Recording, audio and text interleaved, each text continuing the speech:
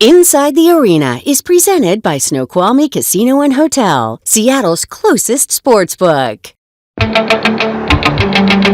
Welcome to Inside the Arena, your source for everything off the ice, off the court, and outside the field of play. With your hosts, KOMO Sports Director Niko and KOMO Senior Reporter Chris Daniels. David Lee, never getting old. 77 episodes through, Niko. That's wild. Go play Lucky Sevens and all this. That's still like, well, that was like a scratch-off ticket back in the day, wasn't it? Yeah, but I'm sure you can play sevens at the Snoqualmie Casino and Resort. Hey, yeah, I like that. That's the play right there. How are you, my friend? I'm good. I think it's a big week for Seattle sports again, off the ice, off the court, off the field of play, namely with the Mariners, which I know we're going to talk about in a second. And I think we're going to get a little deep on this particular episode as well. Margaret Hoelzer, who is an Olympic gold or Olympic medalist. She is a former world record holder in swimming. She lives now in the area. We are going to talk about, I think, some serious stuff. She's been an advocate against sexual abuse in youth sports. She's going to talk about that and how she's trying to help kids here locally. That is later in the show, Margaret Hoelzer, the Olympic medalist. But should we start with what's good and what's bad, Niko? Yeah. Do you remember that time like I was tossing to you in a live shot and I said, Chris, my friend, and it kind of like you're like, well, Niko, my friend. Wasn't that fun sometimes? Yes. We've been on TV together sometimes too. Well, besides every week here. Let's do Four Corners, hey? Yeah. What's good, what's bad? Well, you guessed my positive four corner first base, Josh Naylor, fittingly. The Mariners have secured that position for the next 5 years. And listen, that in itself is a positive, but I just love the stuff that comes out after. I love the message this sends from the Mariners. Hey, after we got as close as we've ever been to the World Series, this is us going all in, and there's more work to be done. Jerry Dipoto said that right in that after this press conference, said they want to add more bats. They want to add more bullpen help and things of that sort. They're in the best position of maybe any team to pull off a trade with all the prospects and players they have. So there's that. But then there's my favorite part. Like so many people that have come to Seattle, Josh Naylor fell in love with it and decided he wanted to stay here for as long as he possibly can. And I think that just speaks volumes to our city. It speaks volumes to Mariners fans. The fact this guy got here in July and knew. And certainly he came at a magical time and helped this team get to that magical state in the playoffs. And he saw what this fan base can be. And he decided he wanted to be a part of giving these fans, he said, something that they've never seen before. To me, that's even more special than as prolific a hitter as he is, one of the smartest baseball players you'll see, any of that stuff. To me, what's more important is how much he loves Seattle and how much he was taken by the support that came right away and how much he saw that and said, okay, I want to be the one that's a part of the group that gives Seattle its first ever World Series. That is the most special thing possible, and I love it so much, and that's why it's overwhelmingly positive. So it's really cool. The intangibles that he brings, you and I have talked about this on this very show, besides everything you just mentioned, it's that toughness, that grittiness, that the fact that the fan base saw that over the course of a month and a half, 2 months, and was openly pushing on message boards and social media for Jerry Dipoto and Hollander to do this, to make this move. They get a contract, I think, that works for both sides. You were at the press conference, and we heard the conversation was, hey, we didn't want to mess around here on either side. Both Josh Naylor was like, hey, I could go out on the open market, but I felt this was a decent contract, a good contract for me, and it works for the team as well and leaves plenty of money for them to go and boost the team in other ways in the offseason. This is one of those things that seemed like a no-brainer before the contract was signed and seems like a no-brainer after the contract was signed. You've got now Josh Naylor, Cal Raleigh, Julio Rodriguez locked up for the long term. And from a marketing perspective and keeping the momentum going for the Mariners into next season, I think it's those three players now locked up really helps in that marketing effort. Without question. And again, you mentioned the contract. Naylor had it structured so that with his bonus included, this coming season 26, he'll make $16 million. It's backloaded is the point. By the end of it, he'll be making around 22 or so. And again, that's in this win now effort. He's making a sacrifice, right? Like he probably, if he stretched this out to say December, January, something like that, probably could have made a couple more million a year, but it just meant more to him to just secure his future. The fact that he's got a little one that was just born in October, and he and his wife are like, we want to raise that kid in Seattle, and we want to help bring a championship. It's the coolest thing. I loved it so much.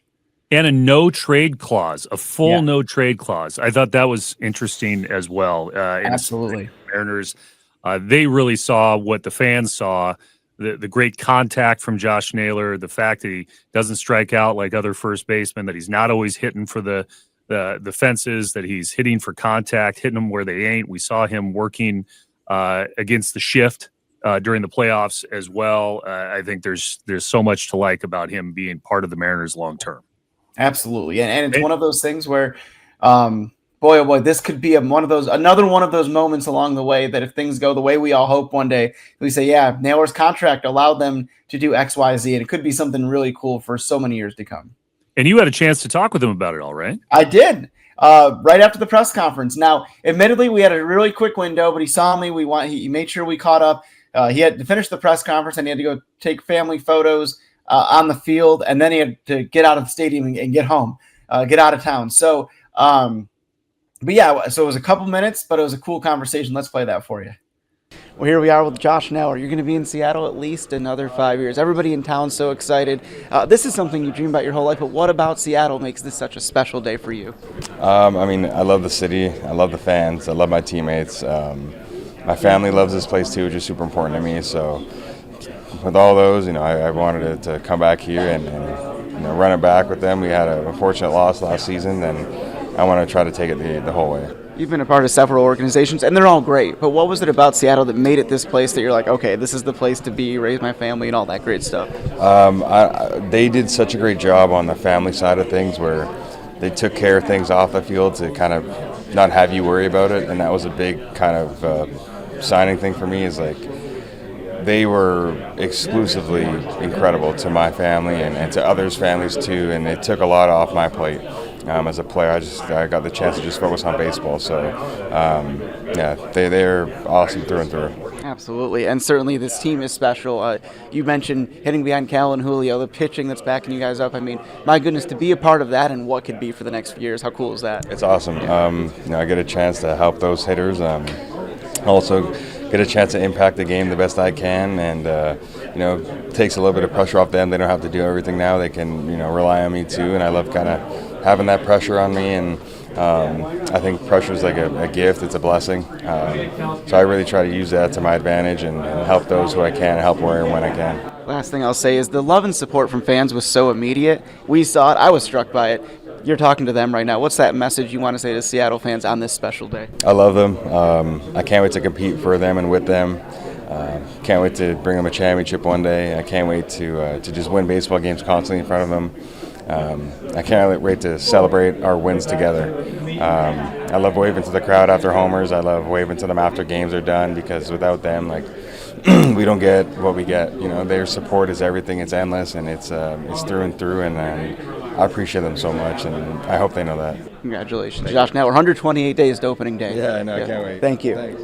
And I will remind you, Chris, it was 128 days as of that press conference Tuesday. The clock ticks to opening day every day we get closer to March 26th. Seems a couple days earlier, but March 26th, T-Mobile Park, the Cleveland Guardians coming to town. That'll be fun. And it'll be fascinating to see what they do at second and third. I think that was the immediate conversation for a lot of fans now that we know that there is money for the Mariners to spend. And also, it's a good problem to have prospects that can play at second and third as well. It's a really bright off season in that way. The resources to pull off a trade, the money to get free agents. Personally, I'd like to see you keep Gino, start the season with him at third base, and then as Colt Emerson or Ben Williamson proves even more ready, slide Gino over to DH. It's been a few years, maybe since Carlos Santana, that you had that real bona fide DH in your lineup. So that would be if I were paid to be the GM, which I am not. That's what I would champion for. Well, I will tell you what else I think is good this week. We have talked as well on this show about what has happened off the pitch with the Sounders and their plans potentially in Renton, how they've been hiring some senior staff and really changing the front office structure with the Sounders and the Reign. We are now seeing a major shift with Major League Soccer as a whole, with the shift of the schedule from the current February to November schedule for the regular season and playoffs to now what is going to be a schedule that lines up with the European leagues with a winter break. I'm fascinated how this winter break is going to happen in December and January when it's at its coldest in Seattle and places like Minnesota, where they also have a franchise that's playing outside. But the idea here is MLS wants to try and boost the profile, increase the amount of signings, the transfer fees, players going in and out. It's easier to do when you line up with the other calendars. The MLS is not since the inception of the league. So I think this is a strategic move, interesting strategic move. It's going to be also a thing to watch, just how many season ticket holders re-up as a result of this. There's going to be a condensed schedule in 2027 before they go to this new schedule as well. And of course, we have the World Cup next year. Around all of this, it's definitely shaping up in the next couple of years to be a notable time in Sounders FC MLS franchise history. And certainly, this is a time, not so much the scheduling part, but this idea of all these things happening. You think about the FIFA Club World Cup earlier this year. Soccer, boy, oh boy, at a fever pitch. And this, I'm a fan of the schedule thing on paper, but you start to dig into the logistics. You mentioned a condensed season, things of that sort. When you start looking at it in that way, it's like, how's this going to work out? And maybe it is just a rough year or so, but it's something that can be interesting to see play out. Well, what don't you like this week? Yeah, this is something you and I have talked about off camera, but it's this. There's one aspect of this Big Ten private equity, and I'm going to give the nutshell version. We've talked about this. They're having private equity investment, and the basic point of it, just to kind of water it down to make it easy to digest in a podcast and listening form, is that there's 3 different tiers of money that schools will be getting. The Michigans and Ohio States of the world look at $190 million. Again, a lot of money. USC is one of the schools getting 150, and then around 110 million a year is everybody else. And I remember the article I was reading said, "Wait, we're lumped in with Rutgers." There's certain schools. Listen, I'm not going to pretend some of those $110 million schools are at the same level of Michigan and Ohio State. Of course not. But there's also something to be said that, this was supposed to be the great leap for so many of these schools going to the Big Ten, or of course the SEC. And now you're going to have this thing where a school like UW could be lumped in with schools that we know it has way more tradition and prowess than. And it's just another thing for, when you put it with everything else, you're like, boy, oh boy, is the grass really that much greener? You know what I'm saying? And now coming out of this news, and I think you've seen this too, Chris, is that some of the schools like Michigan and USC are so unhappy with this idea that they have threatened to leave the league. What are we talking about here? Well, what is college sports has gotten so messed up in such a short amount of time. It was never perfect, obviously. And there's been some positive changes. Players getting NIL is long overdue, and that's a good change now that it's regulated.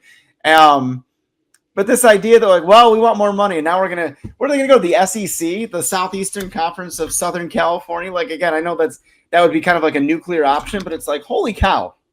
Yeah, what is going on here? Stuart Mandel, who writes for The Athletic, was suggesting that perhaps the Big Ten got too big with 18 schools involved, and that's why they can't make a decision. That's why they've backed away now from this whole private equity deal. That Michigan and USC were our brands are too valuable to get locked into a grant of rights until 2046 or whatever it was.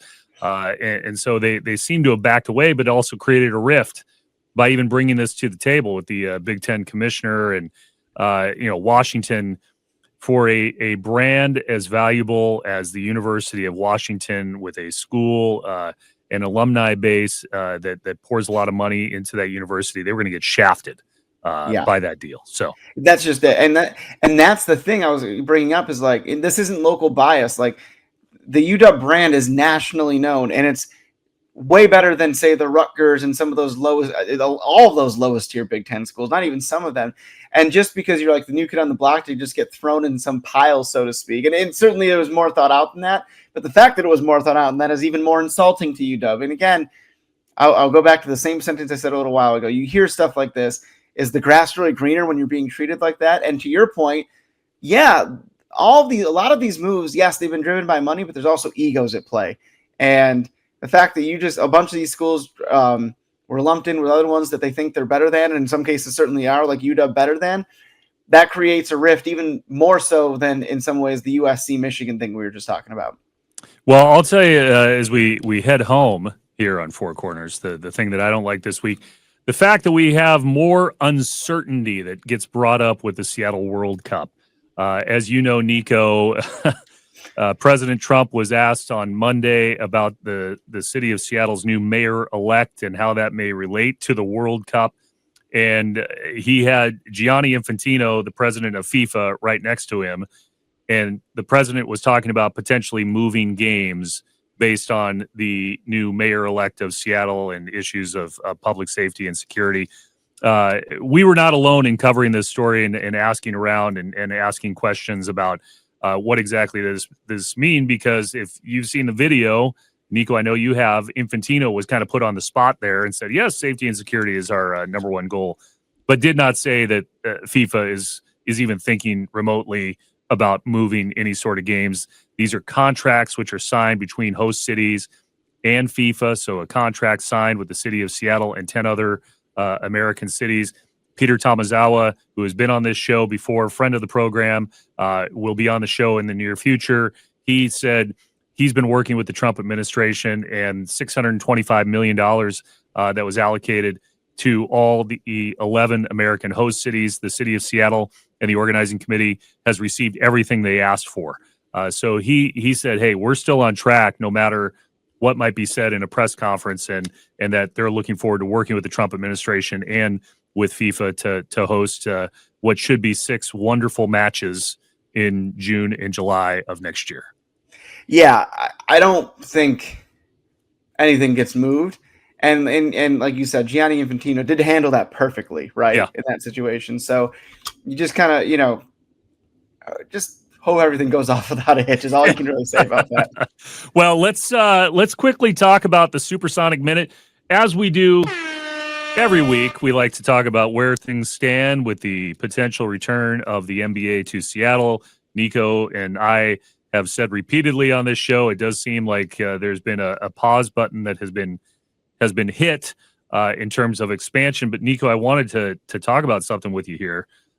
It's interesting. I don't want to raise any sort of alarm bells in New Orleans, but the Pelicans' attendance has been something that people are now openly chattering about. The lease at the Smoothie King Center in New Orleans is up in 2029, and there is some thought out in the ether that perhaps the NBA is slow rolling expansion to see what happens with a potential new lease there or a new arena, and how this issue can be leveraged to the NBA's benefit. But let me just point this out. The attendance there at the Smoothie King Center has not been good as of late. They seat, depending on which metric you want to look at, 18 or 19,000 for basketball there. Against the Zombie Sonics, most recently, the team that just won the NBA championship, they only had 13,757. Against the Blazers in a recent game in the past few weeks, 15,896. Against the Hornets, 15,555. They're now becoming the team that people like to post on X, the empty seats in the arena.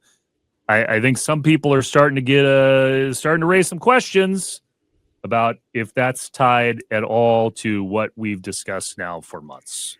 Well, two things I'll piggyback on that is, number one, yeah, I think that's exactly what's happening here from the perspective that if you're the NBA owners, and we know Adam Silver had been championing in a lot of ways expansion, but like, why, if you're other owners, like, why are we going to expand when there's maybe two problems out there as far as attendance and things of that concerned in New Orleans, and Memphis is also mentioned. So maybe that's part of this. The other thing I want to mention too is those numbers you mentioned, Chris. If you ever, and you've been in you're at all the same press boxes as me, you always know the language they use. Tickets distributed. Correct. It was 15,550 or whatever those numbers were for each game. That doesn't mean that there was 15,000 or 13,000 butts in the seats, So, and you see some of those pictures on social media, and it's like, that wasn't 13,000. And I'm not saying that's always the case. So the reality is, the number could actually even be like paid attendance is great, but the actual fans in the stands could be a lot less. And, that's another issue in itself. So, we've seen this develop over the last few months where this has become more and more of a talking point. And it kind of started right around the same time that maybe a little bit of cold water was put on expansion. So, you've been on that story more than anybody, and I think you're onto it right there. I think you're spot on with it. And if you read through some of the New Orleans Pelicans fan blogs, they're talking about the lack of marketing and giveaway nights and you're right, and accessibility to games, and that's when you start talking about those things, it brings back old memories from 2006, 7, and 8 in Seattle. Yeah. Well, let's talk about something pretty serious here, and it involves our guest here this week on Inside the Arena, Margaret Hoelzer, the Olympic medalist in swimming, former world record holder. She lives here locally. She's been a very public advocate against sexual abuse in youth sports and is involved in a couple of organizations trying to raise awareness and trying to also be an avenue for parents and young people to speak up and get help. You're going to hear from her right after this. Looking for the ultimate game day spot? Head up to Hawks Peak Sports Bar and Grill at Snoqualmie Casino and Hotel. The place to be for game days. With over 60 TVs, you won't miss a single play, no matter where you sit. Grab your crew, your favorite bites, and your go-to drink, and catch every touchdown, dunk, or goal in style. Hawks Peak Sports Bar and Grill, where every seat is the best seat in the house. Learn more at snowcasino.com. All right, Margaret, you don't really need an introduction, but I'm going to give you one anyway. Olympic medalist, former world record holder, 2004, 2008, once an Olympian, always an Olympian, 2 silvers and a bronze, and also doing work for children right now and National Children's Advocacy Center. Thanks for joining us inside the arena. I thought we're going to have a pretty serious conversation here, but I thought we could just start by catching us up. You're local. You're hanging out in Western Washington. You're doing a lot of things right now. Yeah. First of all, thank you for having me. It's exciting to be here and just living life and enjoying the Pacific Northwest.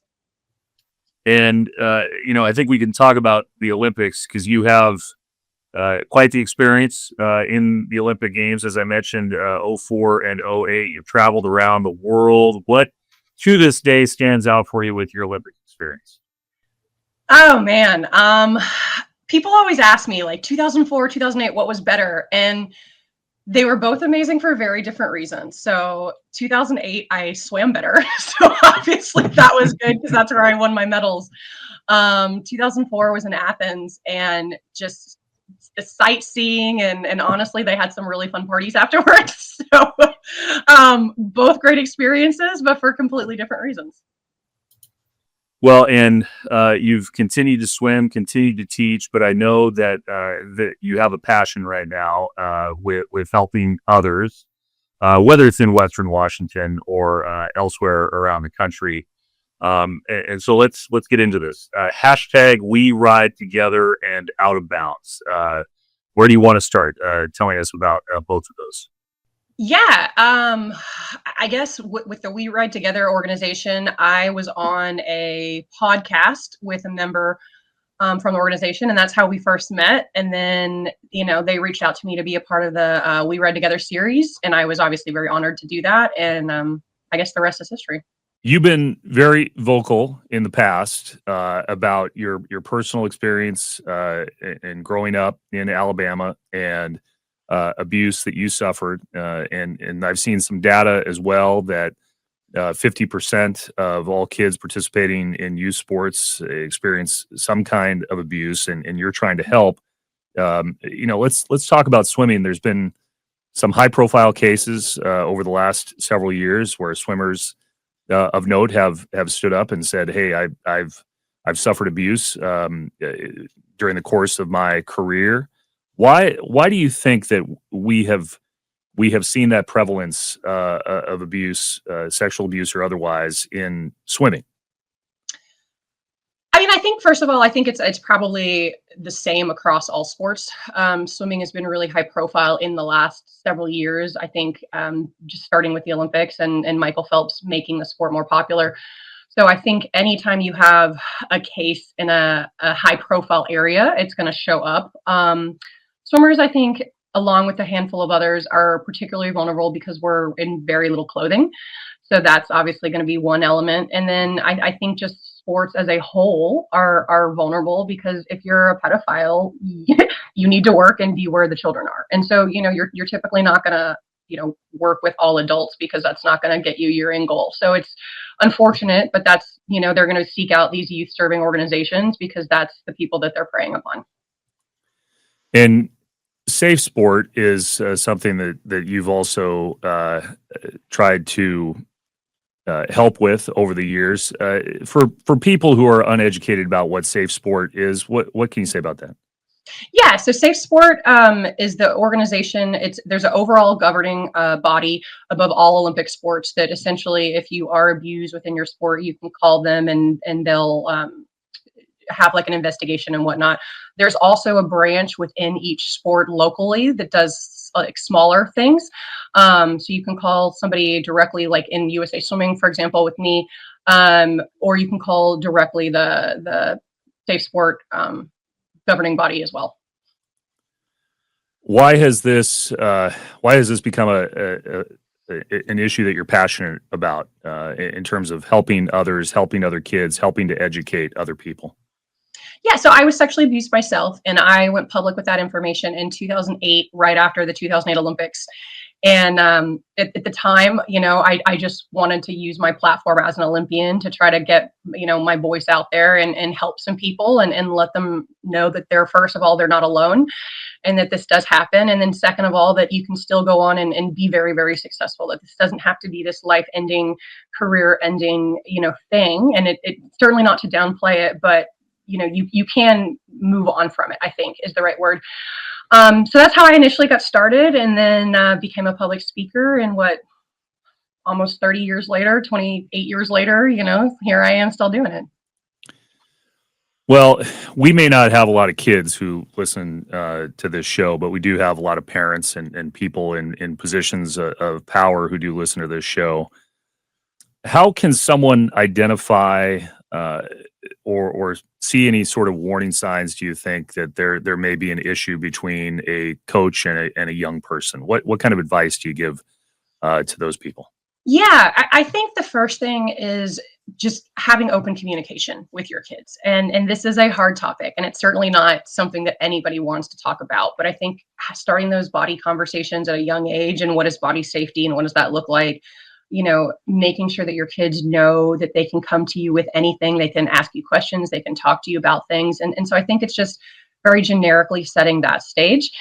But then also I would say for parents, like, notice if your kid is acting different, if they're becoming withdrawn, if they're acting out, if they're having a problem with food or body image or anything like that. And those are certainly not the only, signs. I would say in my case, I was the polar opposite. I was the perfect kid. I had to be amazing at everything because I didn't feel good about myself. But I think it's sometimes digging a little bit deeper into why is this person doing whatever it is that you see that they're doing, but mostly just that open communication. And along those lines, I mean, if someone feels like they're in a place where they do need some help, whether it's swimming or any other youth sports, who should they call? Who should they reach out to? There's a lot of organizations. So you have the Safe Sport organization, you have the We Ride Together organization. There's local advocacy centers. There's RAIN, which is a rape crisis group. So there's so many organizations, and especially nowadays with the internet, it's everyone's at your fingertips, and you can just kind of Google this. But I think, if somebody is a kid, the first place is find that trusted adult, and that could be a different person. That could be a teacher. That could actually be the coach. That could be the parent. That could be the grandparents, right? Like it's finding that trusted person and maybe going to that person. And then obviously, if they don't believe you, they're not the only person out there. Keep telling until you get help. Unfortunately, not everybody is believed the very first time. But I think those trusted adults, and then using the internet to your advantage. I mean, since you started speaking out on this issue, there have been some reforms. There has been some strengthening of organizations. There's been a lot of focus on USA Swimming when it comes to this. Do you think there's more systems in place? Do you think the reporting on these issues has become better? I do. I mean, like anything, I think there's always room for improvement, but I absolutely think that the reporting is better. I mean, first of all, there is a place to report. 30, 40 years ago, you could tell somebody and there was nothing anybody could do about it because there was no system in place to do anything about it. So, I think the systems are beginning to form. They're there in some places and can be strengthened in others. And there are places that you can report now. So we are getting there. It's obviously always a work in progress, but I definitely think we've come a long way. So you think there's progress? Yeah, there's been progress. I do. Yeah. So if we come back to swimming now, are you still paying attention to the global stage, the U.S. stage with swimming? Or are you paying attention to who's going to be the next up and comer? Not really. So I watch the Olympics, like any great fan. So I have a little bit of knowledge, but I don't watch like the local stuff or nationals or the kind of day-to-day stuff to necessarily see. But the second Olympic trials is on, the Olympics, I'll know all their names then because I'll be paying attention. Well, let's close with this. As I mentioned, you're local. You're here. You're helping other people. You're helping with coaching. What should people do if they want to get in contact with you? Reach out for one reason or another. I am all over social media, and it's my name. So I think the hardest thing is just knowing how to spell my name, but there's nobody else with it. So I'm pretty easy to find and message or whatnot, and then go from there. And any other plug you wanted to give for these organizations that you've been working with that I know are near and dear to your heart? Yeah, they're all nonprofits, right? They're all of these organizations out there, they're nonprofits, and they do what they do because they want to help kids and they want to help people. And I've had the pleasure of working with a lot of different organizations, and I can sincerely say that the people that do this work are absolute angels. This is a hard topic, and nobody does this, for fun, right? People do this because they sincerely care. So I would say, there's obviously ways that people can give and donate if they want, volunteer, but just know that there are a lot of organizations, and if you don't know one in your area, I would encourage anybody to look it up. But I can't say enough amazing things about all the people. Margaret, I appreciate you doing this. Tough topic, but your voice matters, and I appreciate you doing this and joining us inside the arena. Absolutely. Thank you. So for those of you watching along on TV, you can see the full interview with Margaret Hoelzer on our YouTube channel and also on whatever audio platform you like. Yeah. Ending on a high note, Niko. What's that? Yes, I do appreciate her spending the time and on a serious topic as well. Yes. I was going to say, to end on a happier note, Niko, you are as excited as I am for Seattle's newest professional franchise that starts this week. Oh my goodness, yeah, the Torrent. We had Caleb Barnes come by studio. What's really cool is the way the roster's constructed. You don't even have to be a diehard hockey fan to know some of these players. They are clearly coming in at a time where the Kraken has laid the hockey groundwork, but it's also really raised the profile of the sport in this city. And Seattle's always been, if not the best, one of the best women's professional sports cities in the country. And when you go out and about and you have a Torrent shirt on, or you see somebody in Torrent gear and they're excited for that home opener on the 28th, it's really special stuff. And I can't wait to see how things go here. No question about that. and they're taking on the Golden Eyes this week. As we talked about, a really cool name, no question about it. Yeah, well, you know who also is cool, has a cool name? David Lee. You've been listening to Inside the Arena with Niko and Chris. Please subscribe on your favorite platform. Until next time. Inside the Arena was presented by Snoqualmie Casino and Hotel, Seattle's closest sports book.